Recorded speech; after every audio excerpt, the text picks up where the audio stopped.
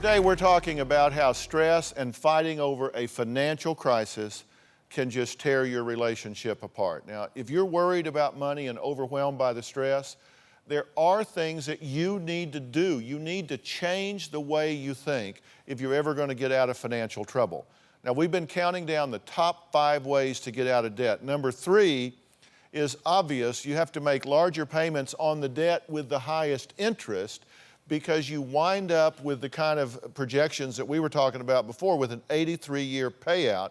You got to get rid of that high interest debt. Now, look, go to drphil.com. We're going to give more information about these steps. We're going to have other things there.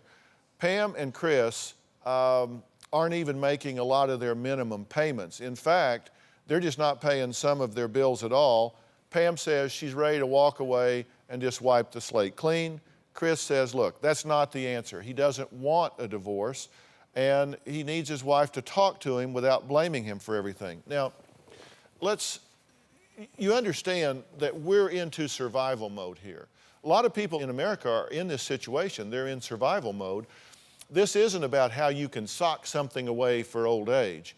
What we're talking about here is how you survive. What did you think when Amelia says you probably need to walk away from that house?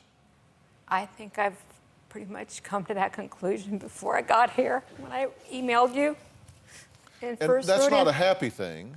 No, it's not a happy thing. Do you get that that's where you are?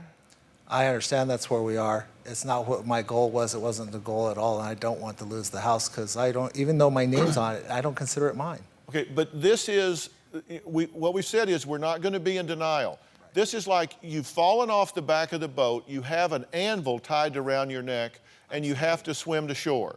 Now, when somebody comes and says, look, cut the anvil loose, and you've at least got a chance of making shore. But right now, this house is like an anvil around your neck. You are upside down in it, and there are so many people in America that got into these homes with subprime mortgage and one thing and another, and there's just no way to get out of them. True? Yeah, it's true. This problem is happening. We've got millions of people out there losing their homes, and, you know, not all of them made the kind of mistakes you all made, but it's happening everywhere. Are they candidates for bankruptcy, in your opinion? For you folks, I would say walk away from that house and try and pay off your debt. I don't think we need to file for bankruptcy right this minute, but I would still get on the phone with a good attorney just in case it comes to that. Okay, why not? Why not file bankruptcy when there's $624,600 in debt? Well, I tell you why, and there's 2 reasons. The first is bankruptcy ain't going to help with your student loans. You're looking at, what is it, $75,000 between the 2 of you in student loans. Those are following you anyway. And now we've got $450,000 on that house. And if you're going to give the house back, hopefully you can work it out with the banks, and that's going to be some negotiation that they'll take a short sale on that house and you can walk away. Yeah, there's 6 vacant houses out where we're at right now. Yeah, the bank doesn't want the house, right? I mean, they don't want the house, they want the money. They want the money, but they also get the dry lemon principle. There's folks walking away from houses all across. You may need to file for bankruptcy, though, to get them to take that house back. Let's be realistic here. You do anticipate an inheritance coming down the pike, right? Of some sort from my parents, yes. Right. I don't know how much exactly, and but if you get that inheritance before you get bankruptcy protection or before you get yourself out of debt, it's gone, true? Wouldn't that be sucked in as an asset to the estate for bankruptcy? Yes, it would, Dr. Phil. Yes, it would. And any creditor can come and tap your bank account.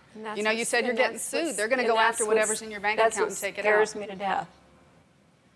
Because I don't have, I mean, everything I had went in my house when I only owed $80,000. I put $75,000 cash in it to have it built out of money I had previously. So I'm willing to walk away from it as much as it hurts. And I know I need to, and it's scary.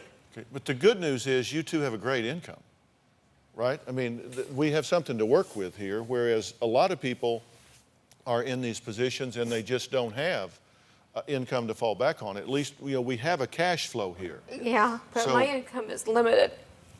Well, it may have to get unlimited. We may have to do some things to bring it about. And I understand that's not as easy as said than done. Do you have a story or a question for me? Click the link in the description and tell me what in the world is going on.